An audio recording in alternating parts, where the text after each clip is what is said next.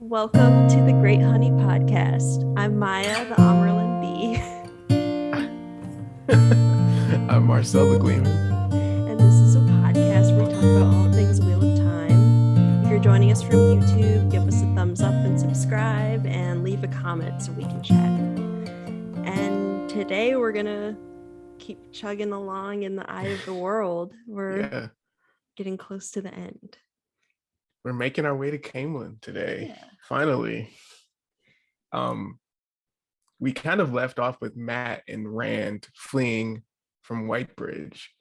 And when we pick back up with them, they're fleeing after Tom is possibly killed in getting, giving them some space to run.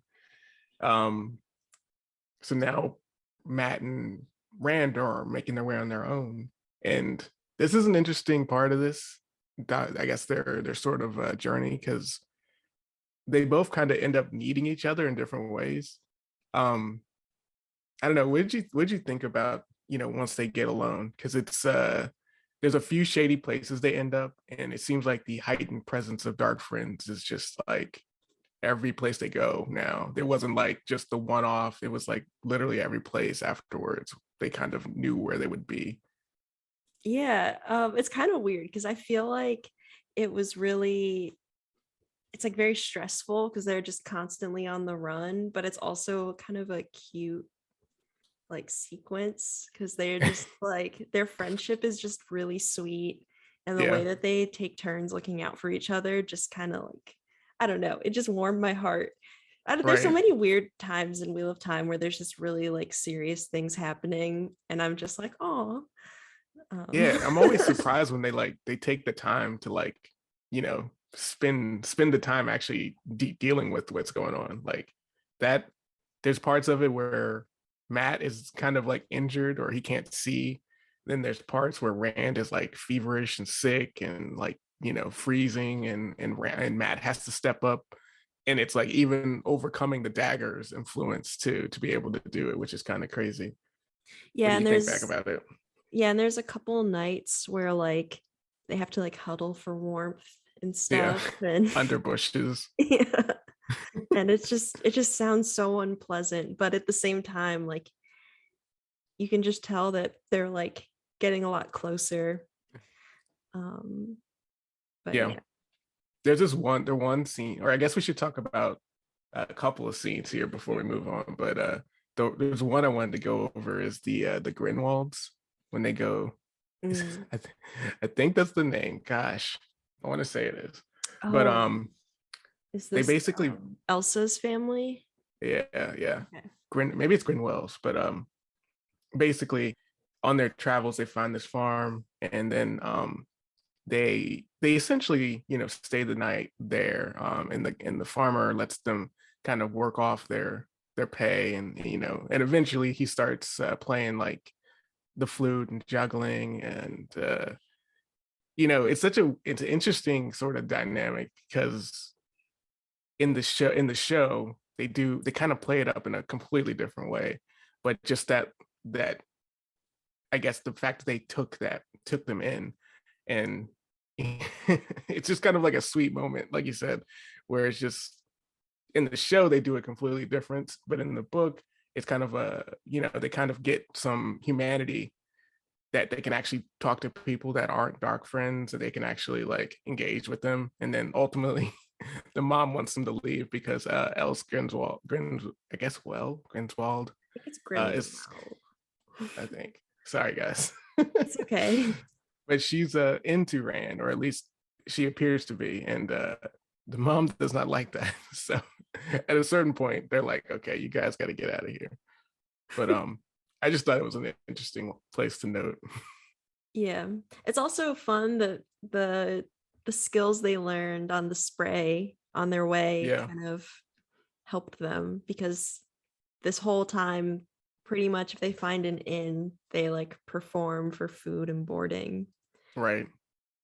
and for the most part it seems to go okay up until they reach, is that the four The four Four Kings. four kings, is that what Yeah, where things get a little strange? things get very strange. And the one notable thing about Four Kings is that it has a skinny innkeeper, which is a very big red flag. Your innkeepers are supposed to be heavy set, or at least that's what the Wheel of Time tells you. But yeah, this guy's kind of sketch. He does offer to let them, play play the flute and juggle for money or for their stay, but he's only going to give them like a pallet in the back room basically. And he's got a couple tufts, I guess, that are like kind of intimidating and ready to like beat them up, I guess, if they don't come through. And essentially it's just not the best situation. They've been in inns where people were just excited to have some music, that they didn't really feel this sort, they didn't get this sort of pressure to actually come through. But this one is just, it kind of comes off as like, this is kind of a weird place. The vibe is off here. Yeah, I guess for context, the town of Four Kings has a lot of inns, and it's like a crossroad between Cainlan and somewhere else. I don't remember what the other place is, but it's like a Yeah, I can't it's remember. it's at like a crossing between two like major roads, and this is like the last one that didn't already have someone performing at it, and there Right. weren't really a lot of people there, so they're kind of like, it was like the like, we got to pick the obviously the bad inn. Right. Like I think immediately what happens is he like the one of the serving women says something like I guess like kind of talks back to the guy, the innkeeper, and he hits her. Yeah. So you just get a clear image of this is a bad place right away. um so yeah, so essentially it goes exactly how you would think. But on top of that, they do get to go into that cellar after they end up playing. They get some food and they go back to the I guess it's just a back room, but it's essentially a pallet that they're allowed to stay in.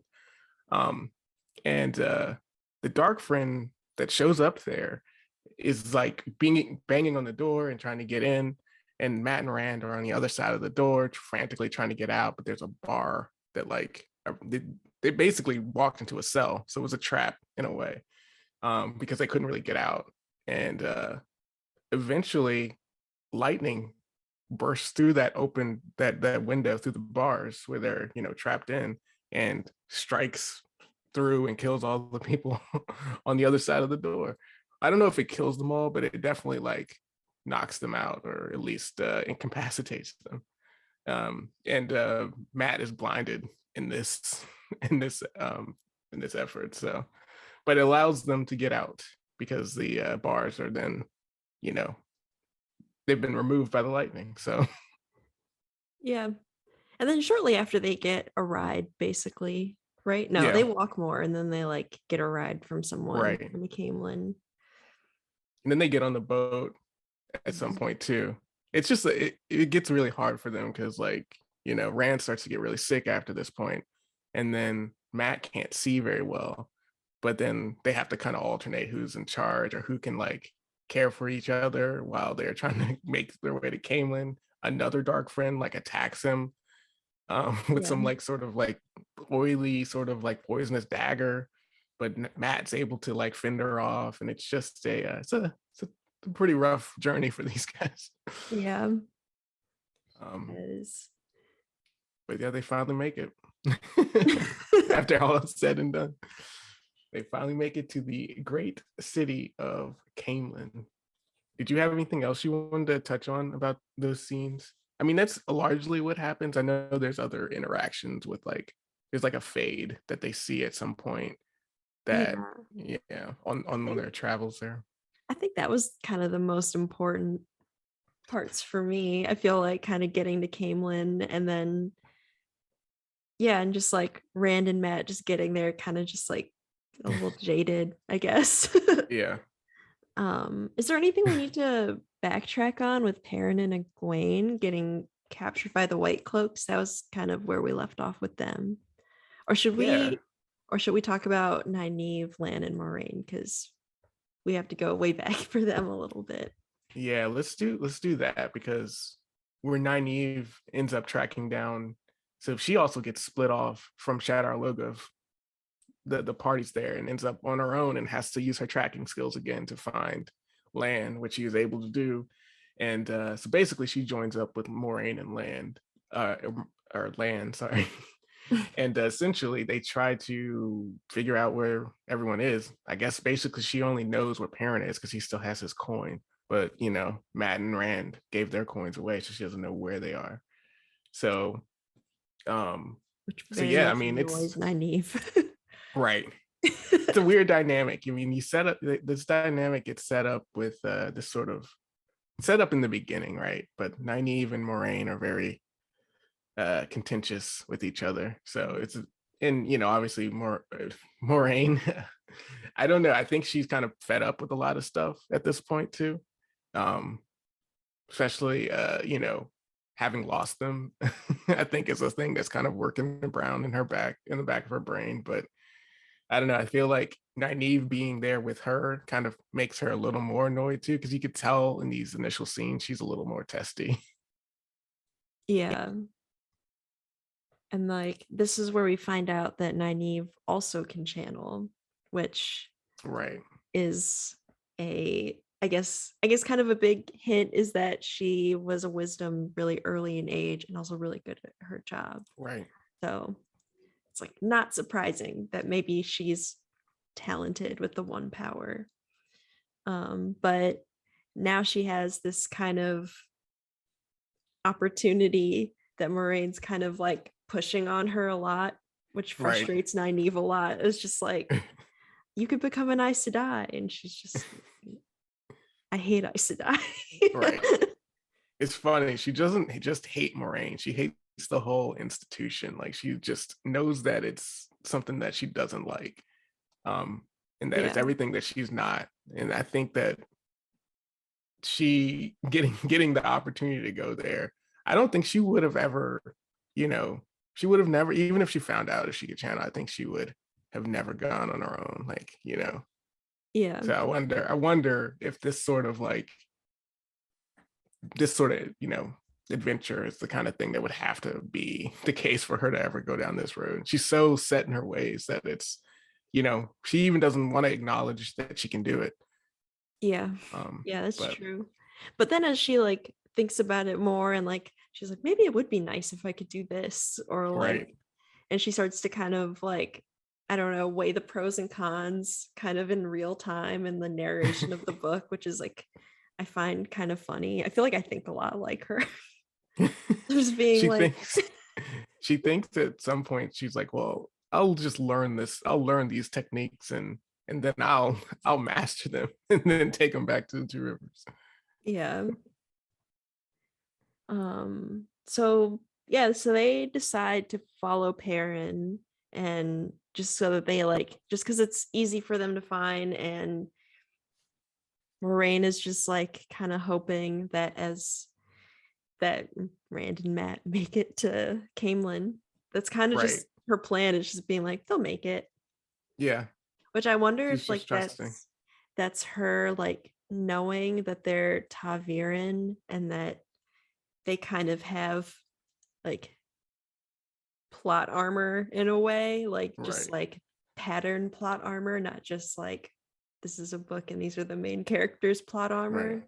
Where she's like, there's no way they're gonna die like at the beginning of their like really epic it's a journey. weird concept because it's like if there's no way if they I guess it's more that it's weird that she's not concerned that they Yeah, could go to get caught by the shadow because they don't necessarily die, right? Because whoever the dragon is could be just taken by the yeah. dark friends so that they can become the like the minion of the dark or whatever.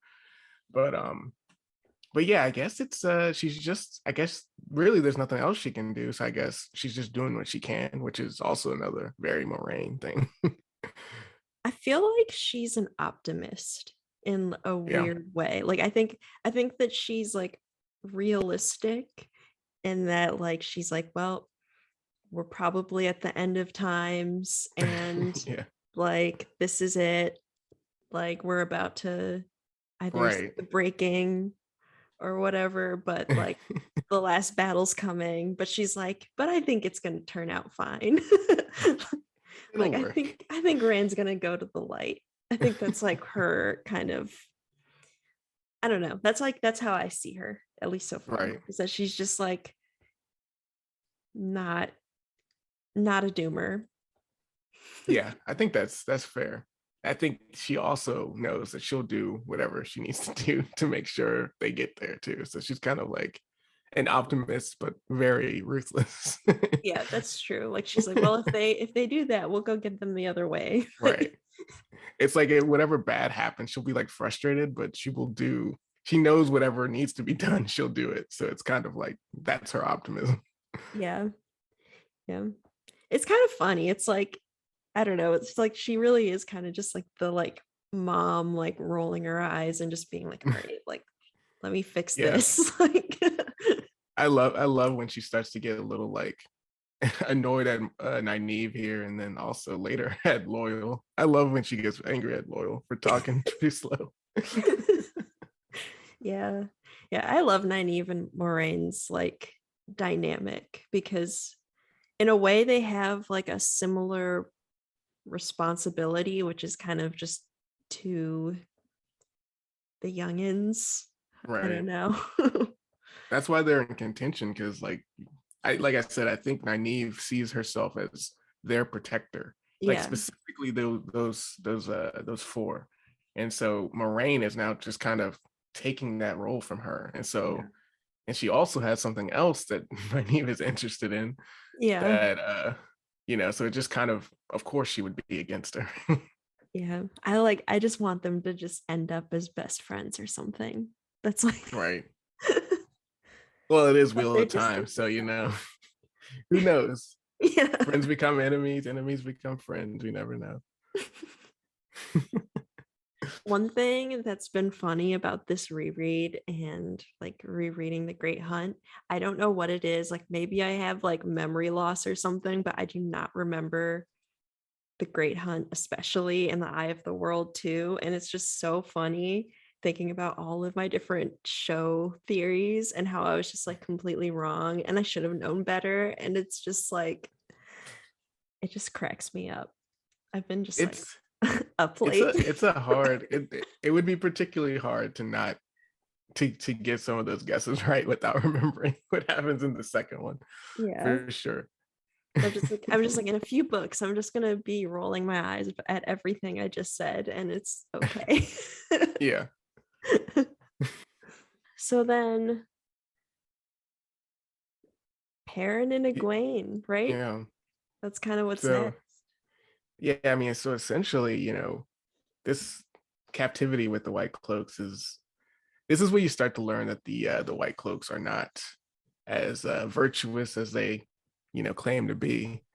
They're kind of brutish and kind of petty, and I don't know. They just seem to think everyone's a dark friend, and they think Perrin is specifically a dark friend because obviously he killed two White Cloaks and he has yellow eyes, so they think wait, does that happen? Yeah. Yeah, I he think so, has right? he has yellow eyes at this point. I thought so. I know it happens in this book, but I can't remember where. It doesn't But yeah, really so like have there isn't like a moment where he like feels something. I think he just like has yellow eye. Like he just opens them one day and they're yellow. That just seems like right. what happens. It's weird that he wasn't like it didn't get a more I didn't get more time in the book when that happened. It was Yeah. just kind of like it was so subtle. Like he would just start to see stuff further, or he'll start to like smell things and could tell various communication from the wolves. But yeah, they never really like it never just happens all at once. He kind of slowly kind of gets used to it, I guess. But yeah, so he basically Perrin is just getting beaten largely at the White Cloak camp, and they're just kind of terrible to them, and essentially, Lan and Moraine kind of mount an attack at the White camp or the White Cloak camp to free them, and Nynaeve plays a part in this as well, which is kind of interesting. Um, I thought it was an interesting sequence to the way they freed him. They do it, differently in the show, but the wolves actually show up too and help in this you know saving them from the White Cloak camp. But essentially, they basically get the horses. Nynaeve lets the horses loose, and that causes a stir in the camp. And then Moraine's using the one power and gives time for Lan to go in and basically incapacitate the guards or incapacitate the guards and get to Perrin and Egwene, and then they sneak out by wearing white cloak uniforms. That's a kind of a rundown of what it is. Yeah, it's kind of a caper. I think it's funny that Lan gets annoyed because Nynaeve kind of goes off script and like grabs Bella. Right. She just like notices that Bella's there and is like, "Oh, come with me." And then Bella like, is always just like there. yeah, yeah. I think it's funny. It's Rand's horse, right? Or it's Tam's Yeah. horse, and I yeah, think it's their cart horse or whatever, but yeah. I kept thinking like, okay, this horse is gonna be the one that like is gonna keep coming up because like I think they never really, I don't think they ever name Rand's horse, and I don't know if they named anyone else's, but since we're in Rand's head all the time, I think he names his Red or something. But Yeah, I think his horse's name is Red, but I don't think he has it. yeah, I think Or yeah. he lost it. Yeah, they lost it when they fled. Um, but And then Moraine's horse is Aldib, right? And then right, and what's Land's Mandarb for Lan. Mandar? Yeah. Yeah. He's like a big, like Clydesdale type horse, right? Yeah, he's like a war horse. He's like a huge, like black sort of stallion. That's like used to fighting and stuff. So it's pretty cool. Um, I like when books name the horses. Me Just too. why not? You got a horse. You're gonna ride the same horse all the time. Just give it a name. Yeah. I love that like you're supposed to have the same horse in all of Red Dead Redemption Yeah. and like build up a relationship with it. Kind of reminds me of that. I also just love a good animal sidekick. So Yeah. I feel like Yeah. I Bella think. is what we get.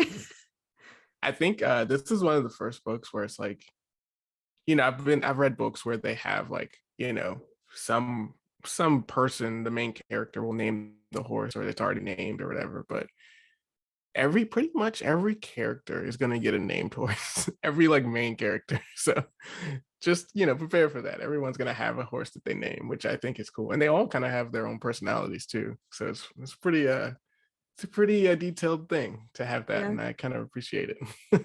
I feel like they all deserve a horse. So Yeah. um okay, so we get out of the White Cloak camp, and and then essentially, they all kind of just fast travel to Cainlan. yeah, I think that's the next time we kind of meet up with them after they get out of the White Cloak camp. So then um what yeah, happens to Rand and Matt when they reach Cainlan? so they go to the Queen's blessing, I'm pretty sure. Yes. Yes, okay.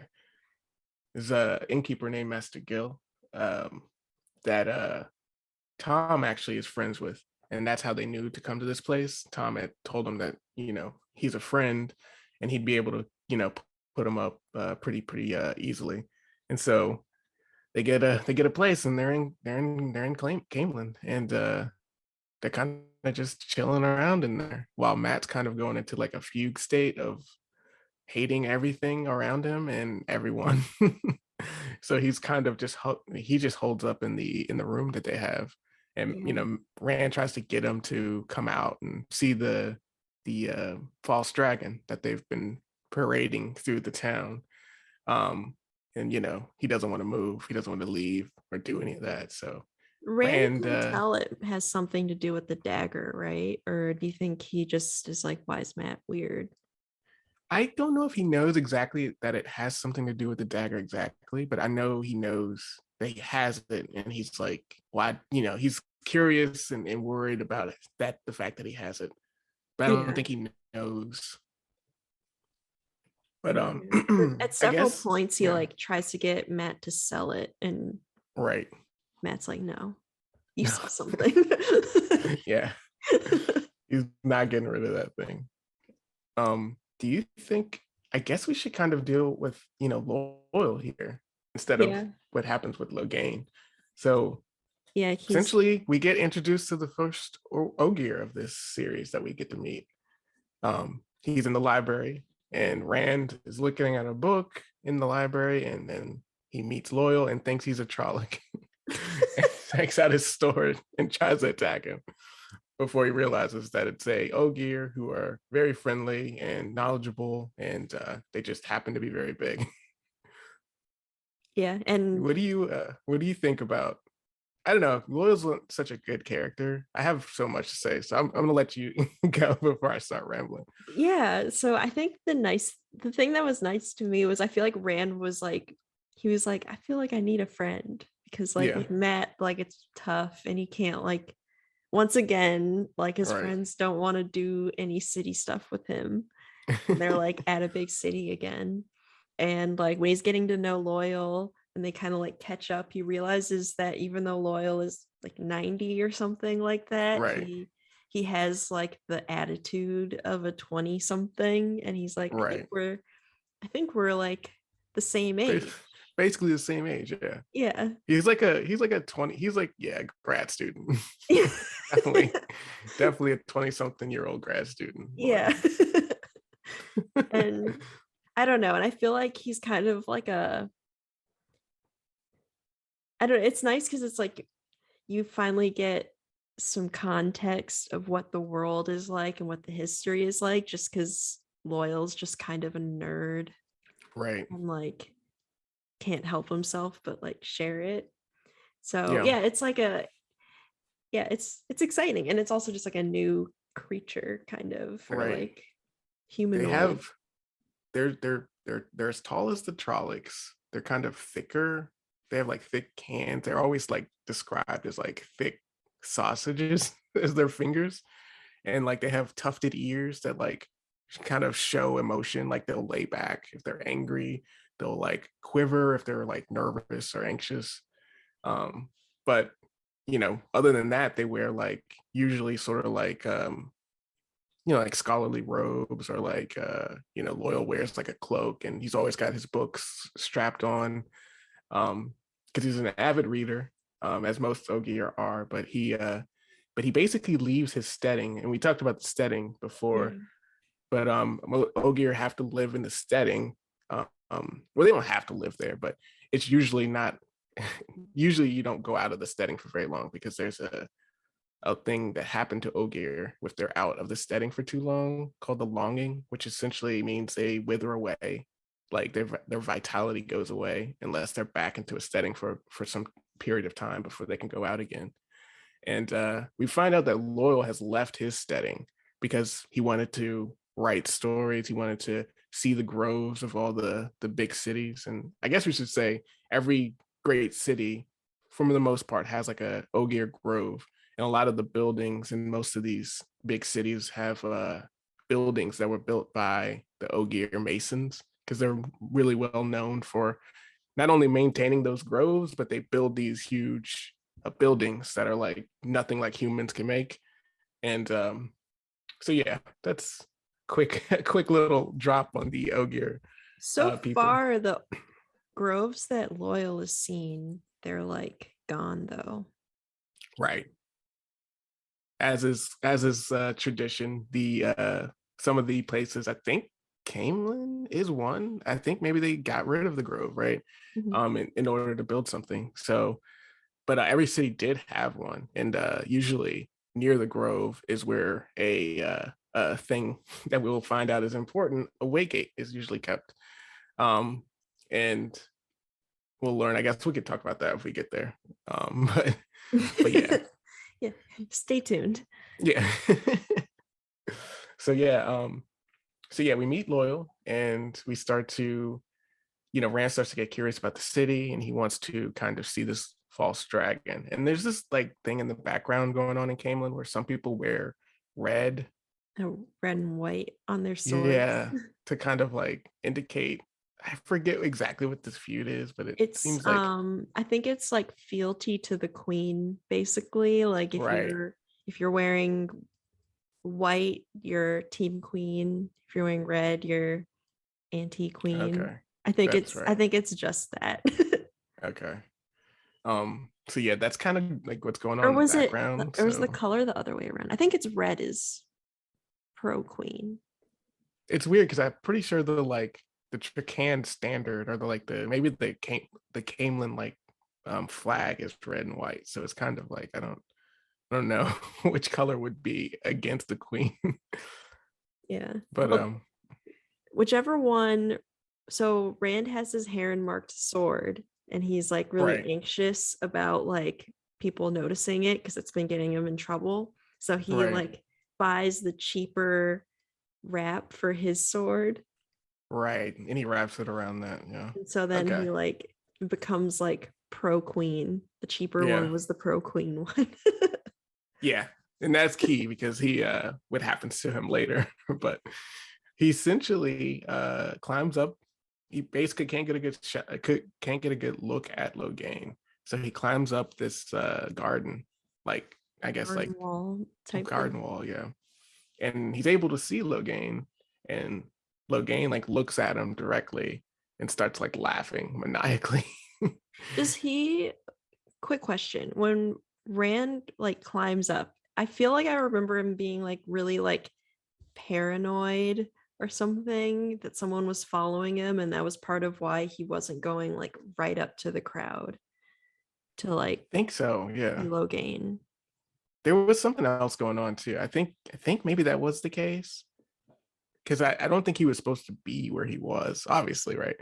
But but it could have just been a guard or something, but I don't know. But he might have thought it was a dark friend or something. I do remember someone like trying to seemingly like trying to get him, but yeah. So when he sees Logain looking at him, I think it's at that point, or if someone yells at him. Honestly, I keep forgetting these things, but he falls into the he falls inside the wall, which happens to be the where the uh the heir to the throne and her brother are kind of hanging out.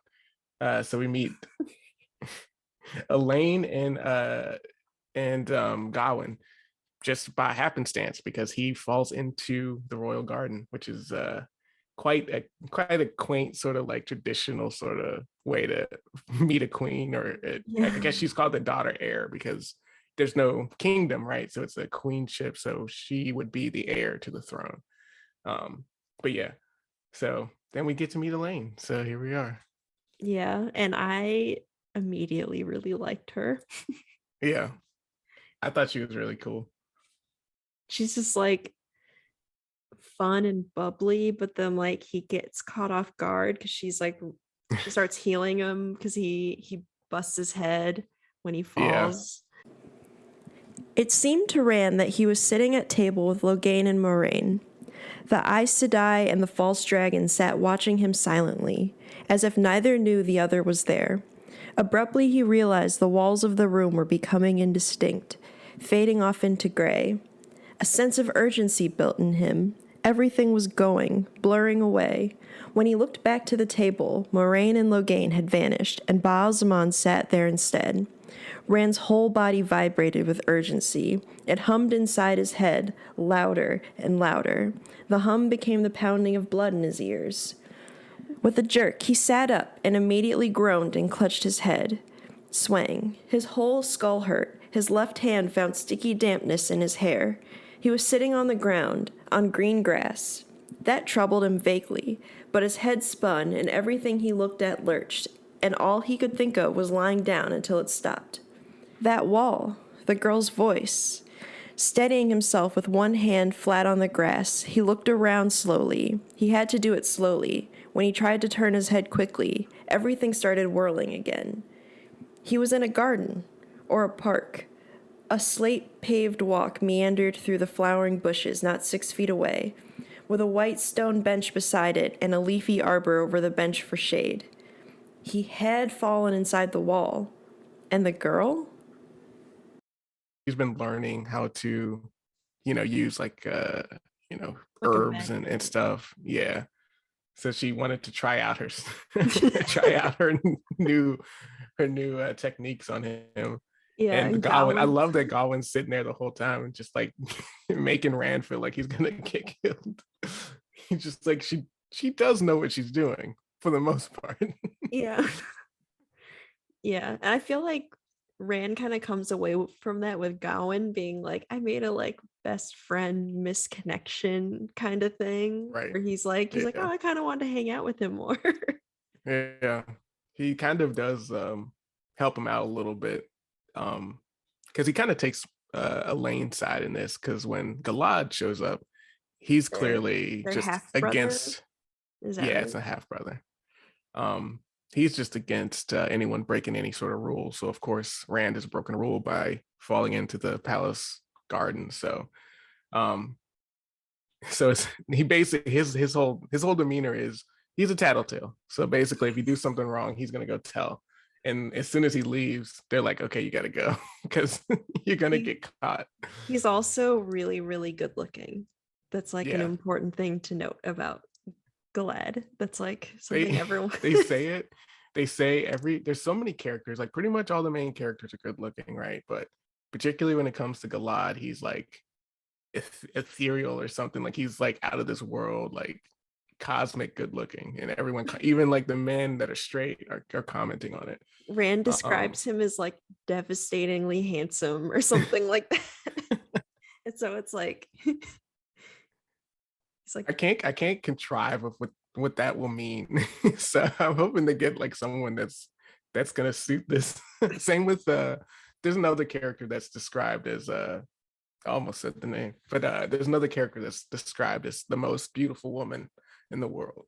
And I'm just like, it's not gonna, obviously, because the Aes Sedai also have this ageless look that the show doesn't do, because you can't really do that. It's a weird thing to kind of even describe in the book. It's just you can't really tell what age they are. If you look once, they look young. You look another time, they look middle aged. They bounce back and forth. But yeah, there's another character that's described as the most beautiful woman in the world, and everyone says it. So I don't know how they're gonna like portray that necessarily, but maybe they just kind of drop that angle. But he has a lot of those sorts of things in these books. mhm. I just think it's funny that it's Yeah, just like everyone's good looking, but this guy is especially good right. looking. He's S tier. He's the S tier good looking.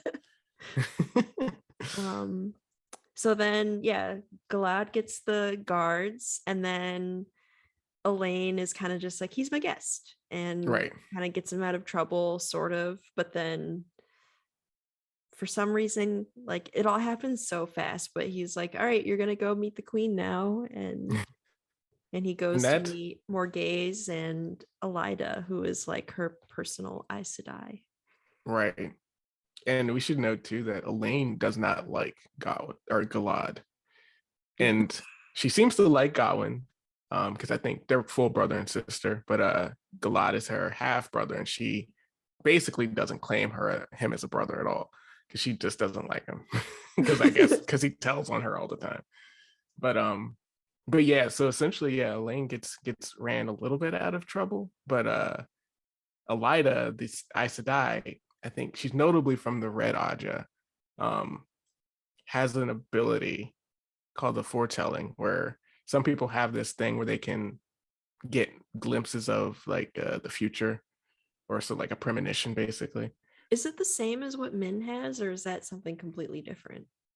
No, it's completely different. This is more like I think it's like images or sort of like symbolic displays that kind of tell somebody what's going to happen, versus Min's are more like the images that she sees are, well, I guess it's similar in that way.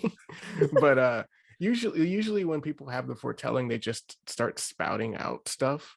Like they just kind of freeze and start saying whatever the foretelling is. Versus Min, she sees stuff, and she can kind of interpret what those images mean. So it's a little different, but Okay. um, and with the foretelling, you can't really control it. Well, at least Elida can't. It kind of just comes on whenever she gets a strong like urge to I guess use it.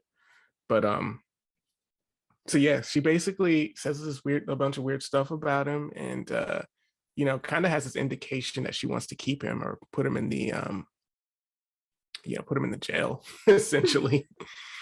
And Morgaze kind of comes to his rescue here at the end and decides to let him go, which it's kind of crazy that he gets all the way in here and like does all this just because it's like a weird like chain of events that leads to this.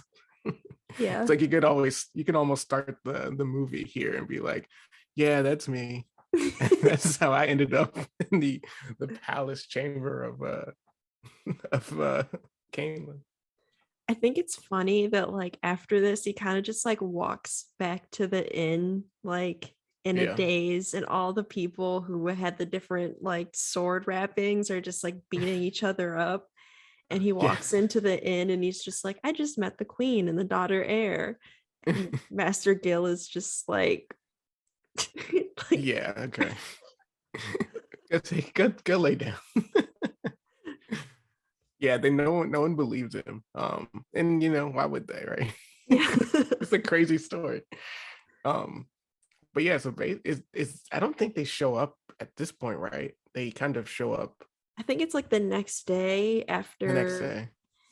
like Rand and Master Gill and Logain, not Logain, Loyal, like just kind of like talk for a while, because I think Master Gill starts to believe Rand about Right, meeting the queen, and he was like, if Elida's interested in you, then you should leave.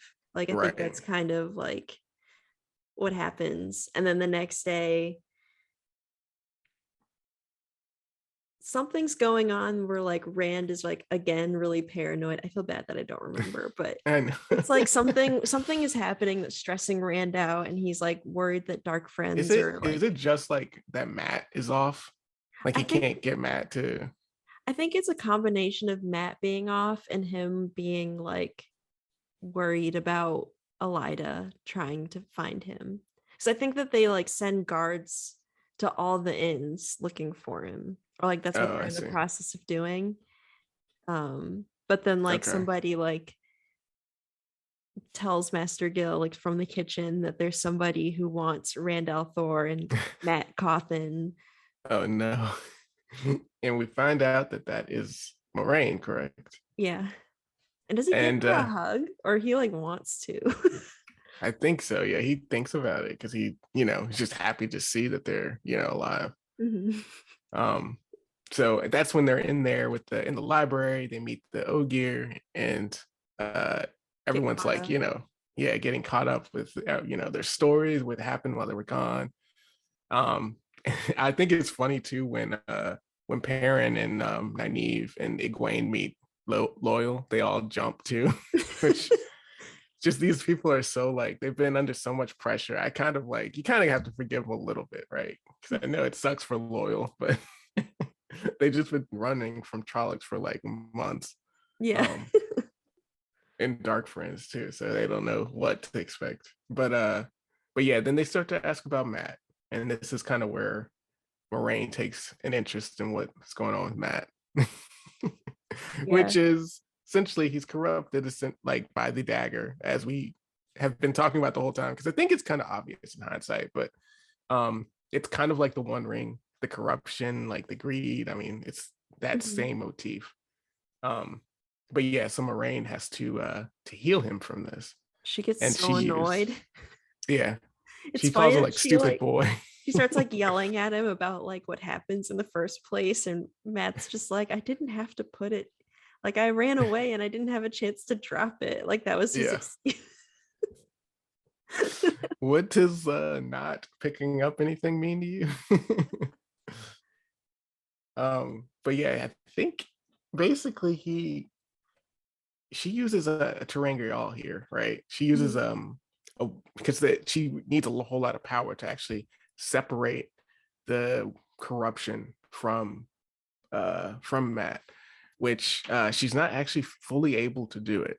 And so he has to keep the dagger on him because he still has an attachment to it, but he doesn't it's not feeding on him like it was. So he's not so in a sense we kind of get the untarnished Matt back, but he's still super off, right? Because he Mhm. kind of can't remember what has happened. Most of the time on their Oh trip, he yeah. can't really remember. there's a lot of people who write like fanfics about the time Matt and Rand spend on the road together.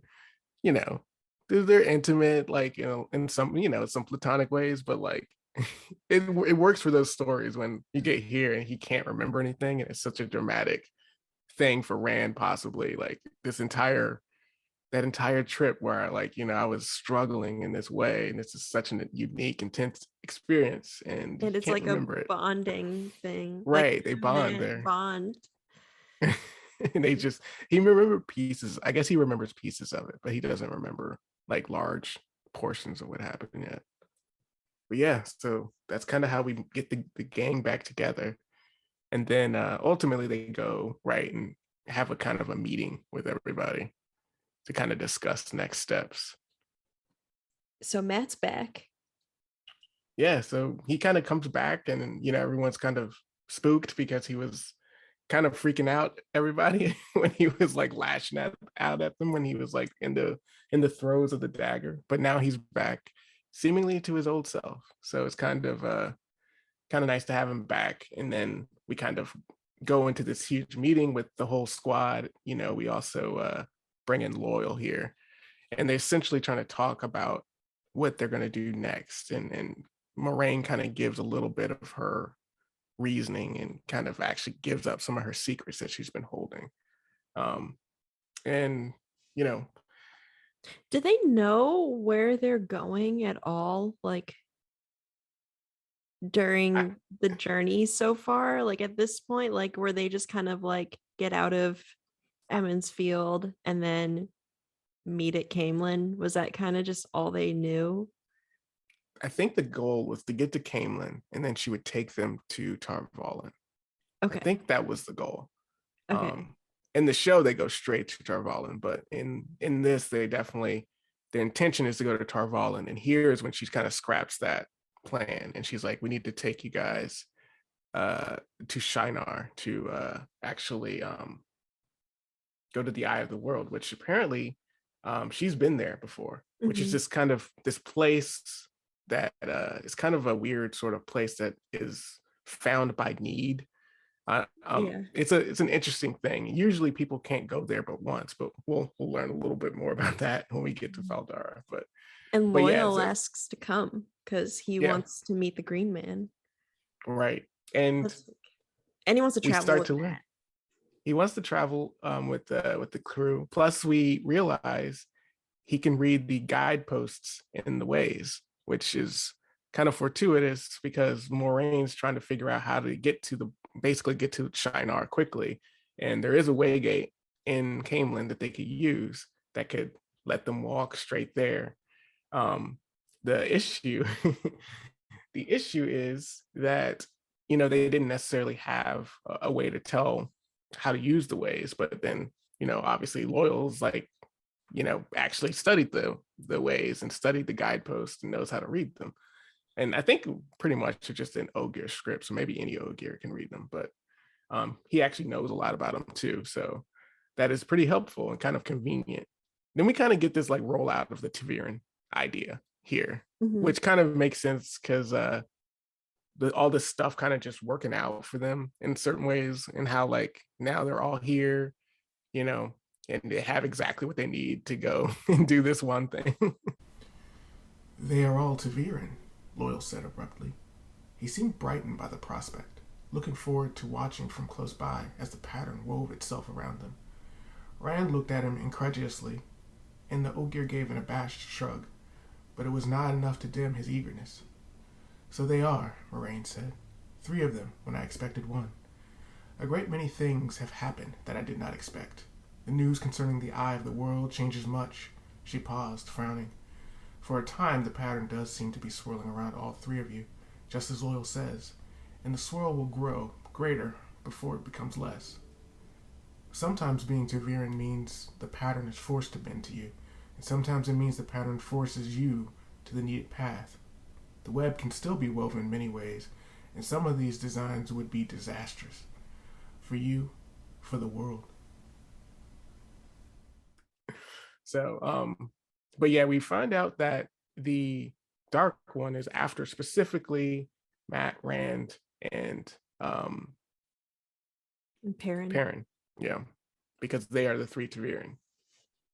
I don't know if there's a whole lot that she goes into about what that means. You know, the real concept of Taviran is more of like you're a centerpiece in the weaving, and like Mhm. stuff weaves in the pattern, and so things will chance is kind of turned on its head around you depending on what's needed by the pattern. Um, Yeah. I and that's how they've been tracking them, I guess, for the most part. I feel like at this point it's hard to tell like what they feel about being Taviran. Like I feel like it's like kind of just like, okay, I guess we have to go and then maybe we can go back home. I think that's still Right. like their mindset. Like I don't think they think that there's like a that they're like, as soon as we do this, we go to the eye of the world. We'll Right. head home. Yeah. I don't know what they think is actually going to happen, but I don't know how they feel about it.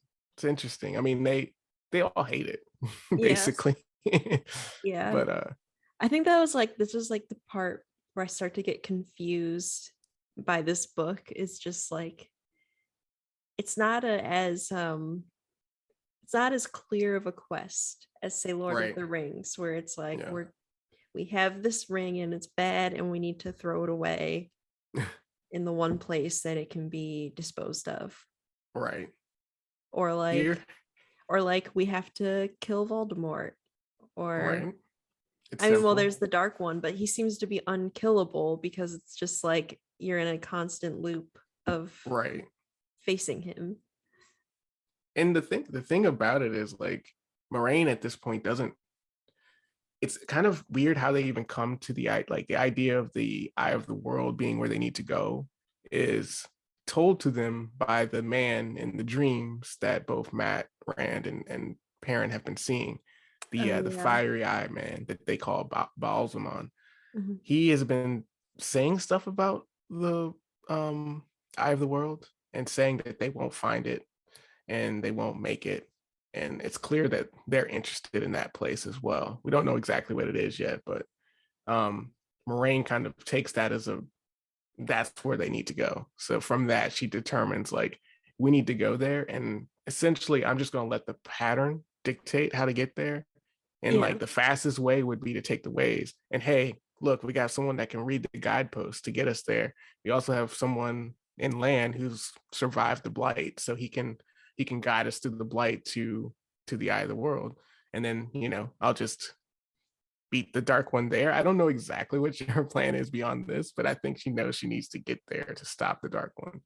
So Yeah, and I think she's also just at like the end of her knowledge of it and like she's still in an information collecting stage and maybe this will right, all be over at this if we just do this or maybe it won't be, but we don't know unless we go.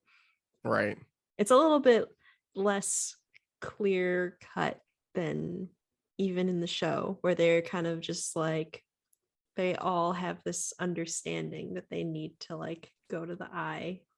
right. It Like really is. They literally don't know.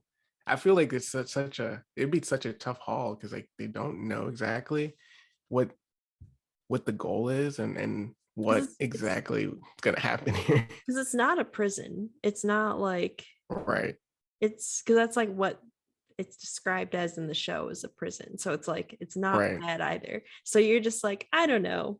I don't know. That's like my review of the book so far is I'm just like vibes and vibes only. Right. It's a weird transition once you get here because it's like it's been that adventure sort of like travel story, and then it gets here and they're just like we're going on to this dangerous leg of it. We're going to Mount Doom, but we don't know why really. We just know we got to face the battle there. So it's you kind of have to ride with it at this point. Kind of like, I mean, it's kind of maybe that's the intention because that's kind of what they're doing. That's the characters anyway. So, um, but yeah. um, so I guess beyond that, I don't think there's much. I mean, obviously, Nynaeve complains about this plan, but I think eventually everyone's just like, we got to do this. and is able to pull on the non-believers to go on and do it. So, and Loyal does decide to tag on, and Yeah. so they go to the Waygate at Cainlan. Which is like located in a cellar under like a random building, but like Right, where it would have been in the Grove, which I think is right. funny. Loyal does not think it's funny. He's very No, he upset does not about think it's funny. that. um, so basically, to get into the ways, there's an Avendasora leaf that you can take off of, because it basically there's a big tree there. I guess it's an Avendasora tree, and it has these leaves on it. And if you take one particular leaf off and replace it somewhere else, it'll It's like from activate the the gate. top to the side, right? Yeah, something like that. And then it'll activate the door, and then it'll open. So there's no channeling needed. Anyone can do this. You just need to know which leaf to pull and where to put it. Um, I think this is one of the things that I'm like, I get that maybe they didn't care about the Ogre Grove, but why would they just ignore the ways? They have to know what the ways are. And the fact that there's one just like chilling under a building seems kind of crazy. Yeah, I don't know. Maybe it's just forgotten and like it can't be like torn down because it's so like well built or something. Right. But they Yeah, just that's possible. and like everyone knows not to touch them because they're dangerous. I don't know. There's a danger inside of these places, in the ways that this is described as Machin Shin. It's the black wind that kind of dwells in the ways. Loyal tries to explain this, and the whole time Loyal, yeah, he wanted to come, but then he didn't realize he'd have to do this. Um, but They were just we'll gonna walk. yeah, he thought they were gonna walk to the next place. But yeah, I guess we can go into the fullness of the ways the next episode if you want, and Yeah, then I think so. I think this um, is a good yeah, spot. yeah, And I think so. yeah, Cool. we're getting close. I'm really excited to talk about the ending. Try to break it down. Yeah. I wonder how we're gonna actually like segment that. I don't It's know. kind We'll of all figure over it the out. place. um I guess the only like show news, kind of doing our last little segment of what updates have we had. It was Mhm. Madden's birthday, and she had a little dinner party, and we got a little snippet of all the cast. Oh wait, was it just like was it new people? I haven't uh seen this. I've People are speculating that Gawain and Galad were there, Oh right. I did see this but actually. nobody knows. There were just two dudes there, and then Kiera that could be Coveney was that could there. be Gawain and Galad. Yeah. I think I wonder. I think the one dude that looks like Gawain looks a lot like Kara Coveney, so Yeah. They're it's like hard to sitting not see next the to each other, resemblance. and I was like, I Yeah, see it. I see yeah. siblings. It'd be cool if we actually. I think I know that we are gonna have them in this season, both of Mhm. them, so they're not cutting one or combining their characters or something. So um yeah, it would make sense. So hopefully we'll get some official casting soon. It's Yeah. feel like it's been forever. Most exciting thing for me was seeing Donald Finn, like Oh the new yeah, Matt. And I was just like, oh, good, he's hanging out with them. I know, man. I feel like Sitting next to Rand. I'm just like, oh, it would help. I hope they give us like a quick shot of him in character just so we can like see it. I feel like yeah. we all deserve that. We deserve like a teaser clip or something. Right. I think they're about to finish filming. If I was on watchseries.com, I think they had mentioned recently that they're in the last block of filming. Nice. Um so it's we should be able to get something relatively soon, like relatively being like 6 months or so. Yeah. Yeah, so then I guess see you guys next week. If you can, if you're reading along with us, you finish your book next week. Right. We're doing it. A lot of people didn't think we'd get here, but we made it. We're proving the haters wrong. I feel like we did like a speed run. I know. A lot of it, really, I think it's been fun to go back into it. And I think I read some key aspects, but I should have read more, because I think that's what I'm learning. And that's what I will do better on in the Great Hunt.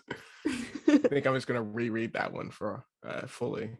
But I think it's gonna be hilarious when I sit down to record and I have completely forgotten everything that happened in the Great Hunt again.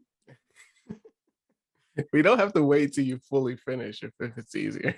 But No, it's okay. I'm almost done. I think I'm like maybe 150 pages left. okay. So.